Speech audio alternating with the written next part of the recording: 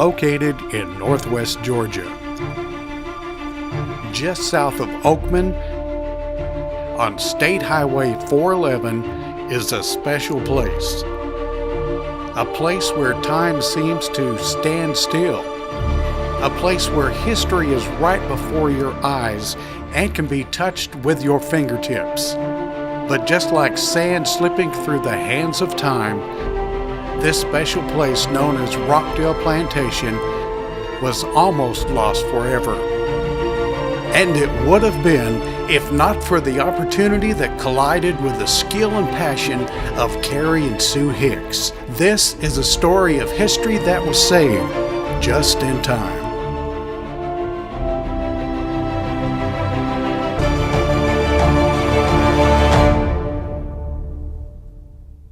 My name's Carrie Hicks. I'm the owner of Carrie Hicks Antique Log Cabins here out of Chatsworth, Georgia. First time I saw what is known as Rockdale Plantation, I had to be traveling down the road right out here in front of it. I always looked for old houses. Stayed out many a day out of high school going up in the mountains and visiting with old people in their old houses. I loved it. Cost me extra year of high school. But this was one of the places I found on such a trip, probably late out of school. And long time I tried to get permission to come in here to get it, find out who owned it. And finally just took my chance and came in the gate. And I just loved it. I already knew I loved it. I loved it the first time I saw it. It was such an unusual place as a combination of historical. The age of it is what struck me first, the age of it. Didn't take long after I met Q to learn about his love about old log cabins. He just dragged me all over the country, showing me every log cabin he knew of. And one of the first places he brought me was here. He said, "There's a place you just gotta see." But this place just had me. I knew I'd never seen anything like this. And through all the hundreds and thousands that I've looked at, this is still number one. With the history, with the craftsmanship, with everything here intact, pretty much untouched, under the ground untouched, since we've had it, and I'm sure before. It just broke my heart to see it in this shape. When Kerry was bringing me home from the hospital after having our twins, he said, "Just got to stop and try to buy that place one more time." Several occasions I had approached the owners of this property, and it was extensive at the time. It was a large property. But I thought maybe they would sell part of it. It was totally neglected. And every time I would go down, this lady would tell me that we don't have to sell. And she would show me her diamond rings. Do like this. We don't have to sell. It'll make good fertilizer. When she said that, I knew that I would never be able to get through her. It was obvious to Carrie that the owner didn't care about selling the Rockdale Plantation. However, the same owner was interested in selling some of her nearby property to a hazardous waste company. Thanks to a petition being circulated, the move to bring a hazardous waste site was averted. A large amount of money had been borrowed against Rockdale and her surrounding properties. The owner soon became delinquent on the debt and the bank forced to sell. This was Carrie and Sue's opportunity to get the property that they had loved. A friend of mine called me up a few years later. A friend of mine called me up and said, "Carrie, you know they're going to auction that old place off down there that you love so much. They're going to auction it off tomorrow." As soon as I got off the phone with him, I tried to contact my banker to make arrangements to buy it. I'd never been to an auction before. Banker was out of town. Came down anyway the next morning just to see what was going to happen to this place. And as soon as I walked up, there were hundreds of people here. And I could hear in one ear the auctioneer telling how it worked. You bid whatever you want to bid, try to get the high bid, and then you tell us what part you want. That's the way it went in tracks. I heard that. At the same time, I looked up and one chance out of 1,000, I locked eyes with my friend that had called me the night before. I had $2 in my pocket. He said, "Well, go ahead and bid." He said, I'll make it good." He said, "I know these auctioneers." He said, "I'll pay them. You can pay me back when you get in touch with your banker." Boy, that quick, I thought, whew. And so about that time the bidding started on the property. And I was very nervous. I'd never been to a land auction before. And it just happened so quick. First thing I knew, I was bidding. Sue had not even gotten here yet. It kept dropping down. Then it dropped down to me and one other guy. And I won the bid. So the day of the auction, when I got here, Carrie came up to me and told me it's ours. And I just couldn't believe it. I said, "There's just no way." And so he told me how auctions work and how anybody could have put in any part of the properties back together and pay a certain percentage over what he had bid or anybody had bid, and they could have bought it. And people were walking around it and looking, and I'd just keep my distance far enough so they wouldn't know that they were being spied on, and I just had to hear what people were saying. And I'd hear them say things like, "Too bad this old house is past saving. Oh, this old thing just needs to be dozed down." And I was just screaming inside, "Yes!" So at the end of the day, nobody took it away, and we were just beyond happy. There's just no way to describe. We were just beside ourselves that after 15 years that I knew of Kerry trying to buy it and his heart just aching to save this place, that we finally had the chance. Once the excitement of the auction had ended, and with the realization that Rockdale Plantation was finally theirs, attention immediately turned to starting the process of bringing Rockdale back to life. The first day after the auction, I came down and cut the tree off the roof, got it out of the way. We set a benchmark with the transit to the roof because the ridge line of this of the main house was pretty straight. That told me that had to be real close to the original height. And so we set our benchmark up, and we realized we had to jack up over 4 feet on the front, 32 inches on the back side of the house. But we'd raise it up. I don't know how many trips we made back and forth just a little bit at a time, hearing it crackle and crunch and watching and scared to death, but being very careful not to damage anything, and it didn't. We had good success at that. After we got the house jacked up, I took out the numbered logs. I numbered every log so that I could put them back in their original place, and even numbered the logs that were damaged so I could match them up with an old log that I used as a replacement. Pretty much the same age, species, size even. It's very much as it would have looked now. After we got it all jacked up and in place, we had to go back through the same process of 1/8 of an inch, here this way, that way, both sides, until we got it gently lowered back to where it was standing on its own again. The weight of the roof back on those logs and in place. After we got the house stabilized and back on its feet, that was just the beginning. The next thing we did, we put back in the stones, original stones of the foundation. We removed the old floors and put in concrete bulkheads, big massive concrete bulkheads on the inside here that helped brace the chimney and strengthen it as well as the hearth. On the vein of chimneys, we took the chimneys down so far, we built a bladder so that we could pour concrete around, between the rock and where we would in the future put flue liners. We wanted to make the house fireproof. That's a lot of houses are lost because of old chimneys. So we did that process, long, tedious process. 4 chimneys, 5 fireplaces, later on added another chimney. They're all built the same.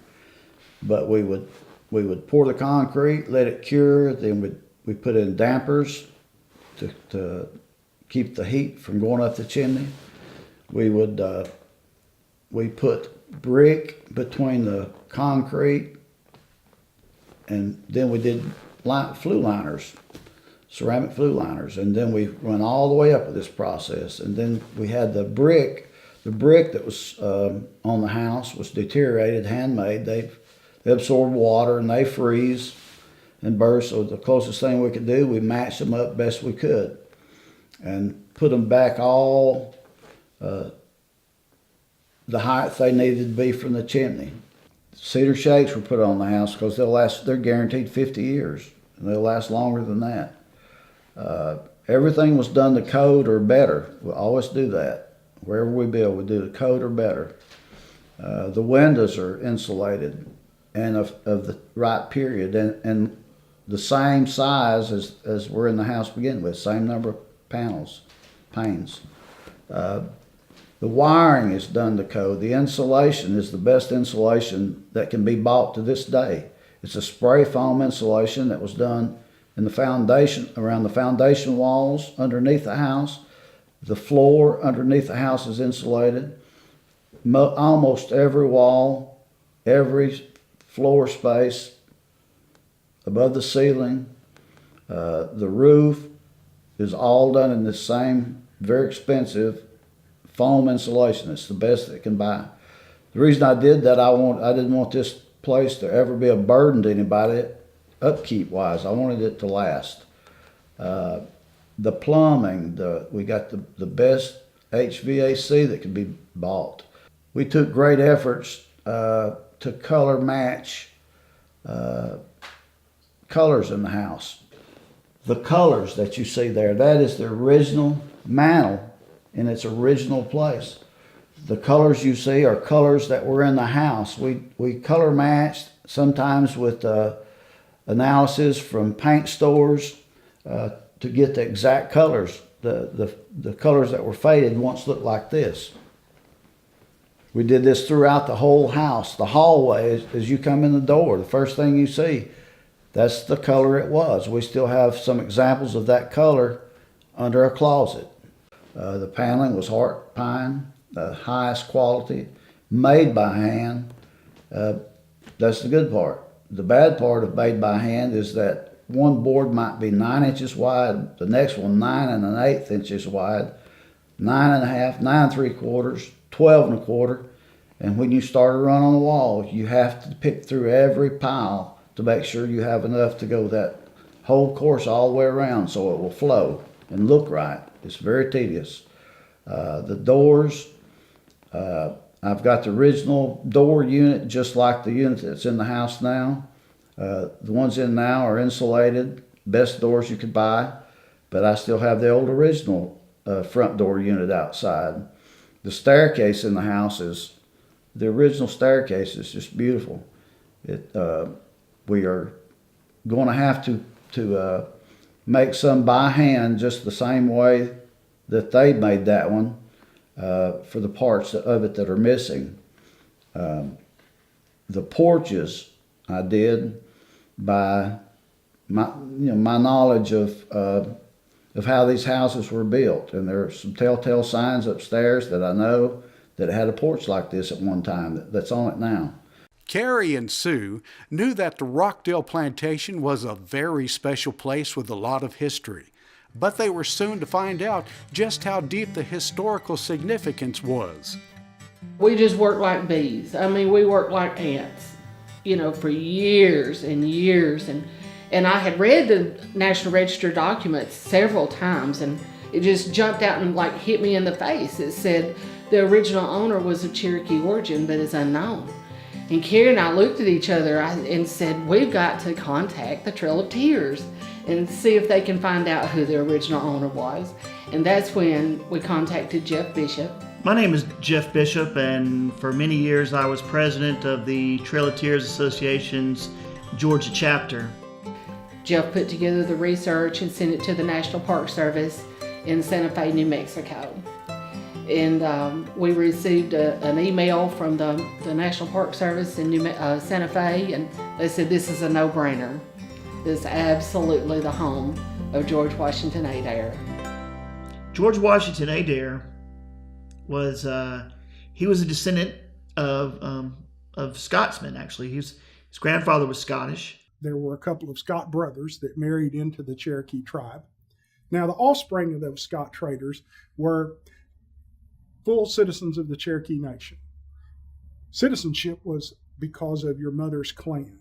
So their cousins didn't look on them as any less Cherokee than they did someone who was full blood. As a matter of fact, Chief John Ross was only by blood 1/8 Cherokee.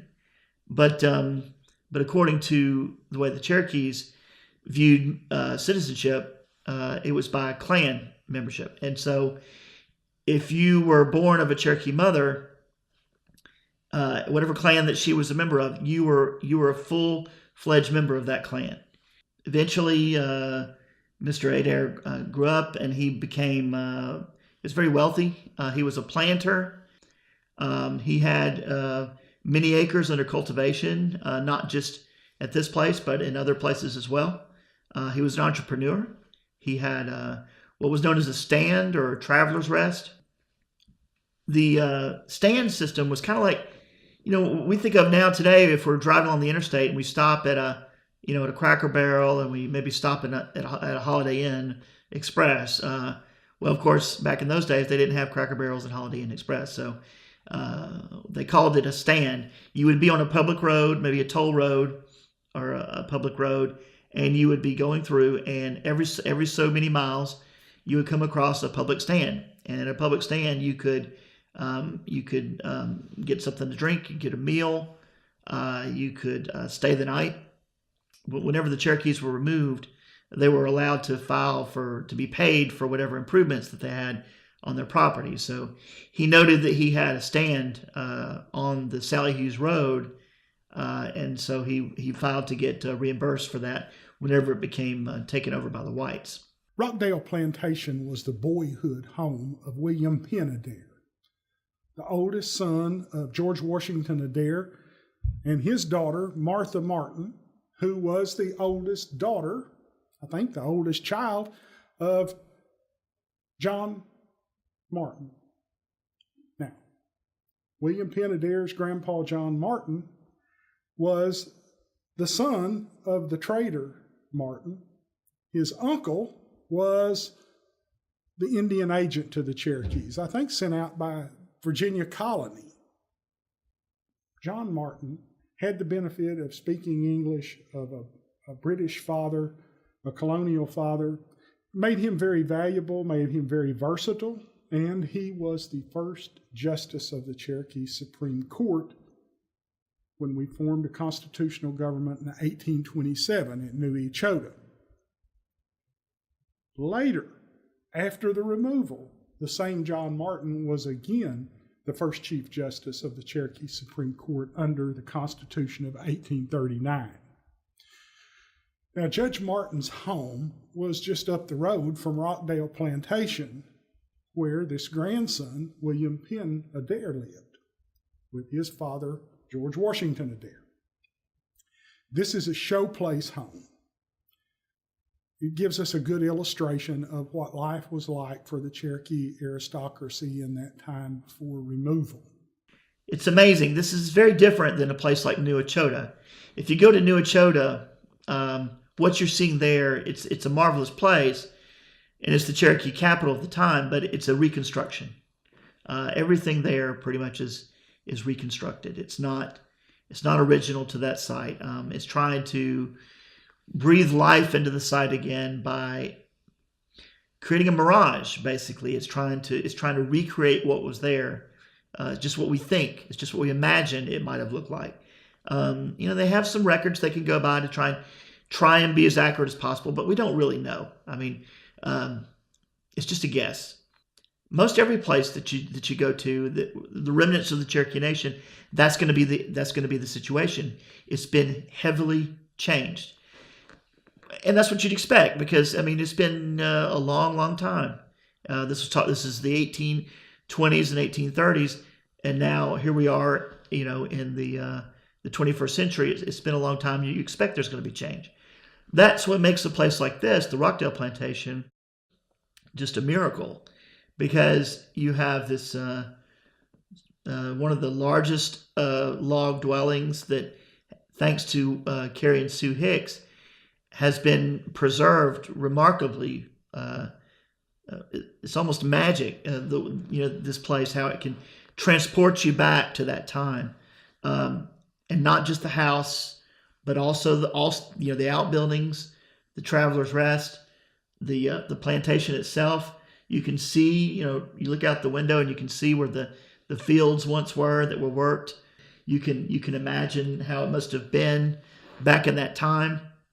And I don't think there's any other place in Georgia that is so transportative, that really has the power to take you back to that time the way this place does. This is absolutely unique in that respect.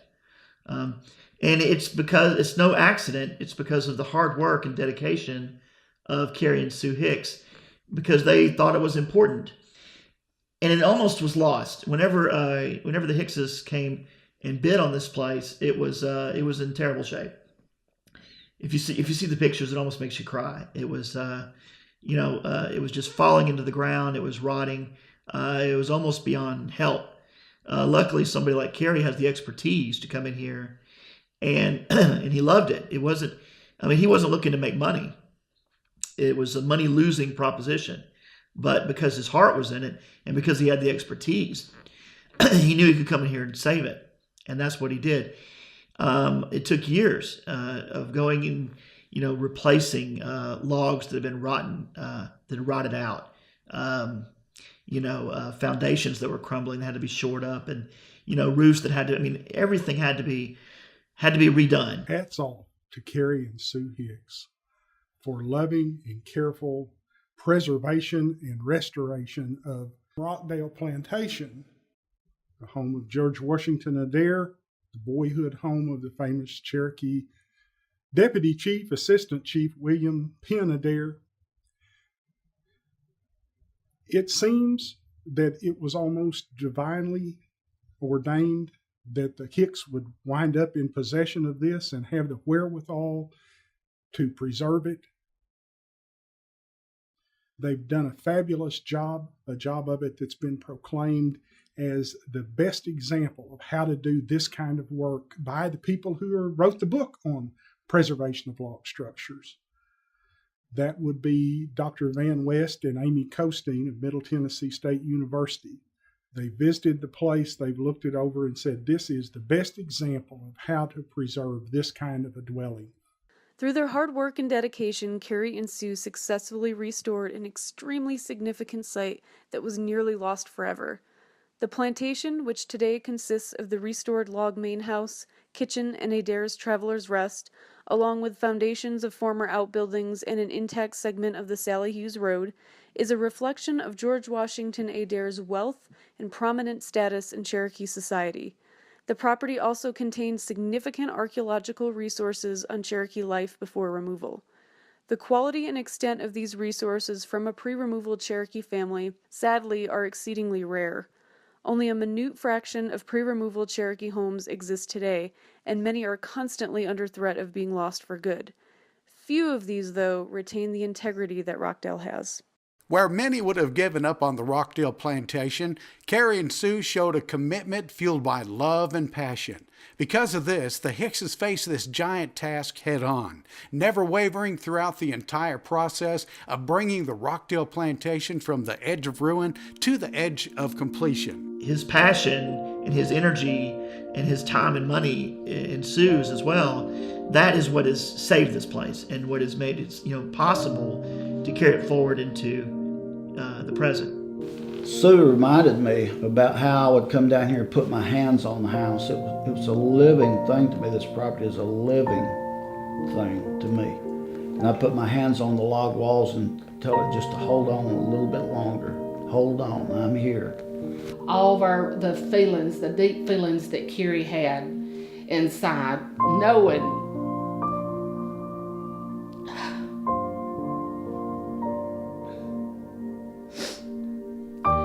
really just brought it home that he knew this place was so worth saving.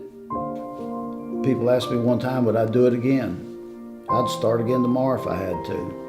I love this place. I love what it represents in history. I feel for the people that left here unwillingly, how they had to love it like I do. The process of restoring this house and saving it started more than 22 years ago. I loved it the first time I ever saw it, and when I was allowed to walk down the driveway with the old gentleman that was the caretaker of this place, I had goosebumps. I get goosebumps to this day. I want this house, this property, to last into the future. I think that was my goal the whole time. I had no certain plan for it. My only goal was to save it. It's taken countless days, countless hours, countless money to some extent. But I have never wavered. Our family has never wavered in this process. It's all been the joy of our life. I want to personally thank Carrie and Sue Hicks for everything that they have done to take this place, the Rockdale Plantation, the home of George Washington Adair, and bring it into the present. And what we need to think about now is the steps we need to take all the work that they've done and bring it into the future for us and for our children and grandchildren. It's going to take a lot of effort, a lot of energy, time, passion, money to try and make sure that these efforts that have taken us to this point are not wasted, that we can move forward and preserve this place for years to come. And so I hope you'll join me in seeing just how important this place is to our history and see what we can do to work together to plan out the future and to move into the future. Thank you so much.